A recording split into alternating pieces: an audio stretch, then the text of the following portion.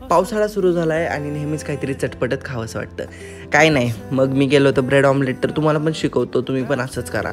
तुम्हाला घ्यायचा आहे कांदा, त्यानंतर घ्यायचं आहे टोमॅटो, नंतर कोथिंबीर, हिरवी मिरची असं मस्त बारीक चिरून घ्यायची आहे. त्यानंतर आपल्याला घ्यायचं आहे एक वाटीत टाकायची आहे अंडी. मी 3 अंडी घेतली आहे, तुम्ही कमी जास्त करू शकता तुम्हाला पाहिजे तसं. तर त्यानंतर मी टाकलं आहे त्यामध्ये कांदा, टोमॅटो, कोथिंबीर आणि हिरवी मिरची, हे सगळं तुमच्या अंदाजावर टाकू शकता तुम्ही. त्यानंतर मी त्यात टाकले रेड चिली पावडर आणि चवीनुसार मीठ. नंतर मी त्याला मस्त फेटून घेतलं आहे. मी घेतलेत नंतर ब्रेडला आपल्याला मधून छिद्र पाडून घ्यायचं आहे आणि नंतर तवा तापवायचा आहे. त्यामध्ये टाकायचे तेल, नंतर त्यावर ठेवायचे ब्रेड आणि आपण जे मिश्रण केलं होतं ते त्यामध्ये टाकायचे. जे छिद्र आपण बाजूला काढलं होतं त्यावर ते ठेवायचे.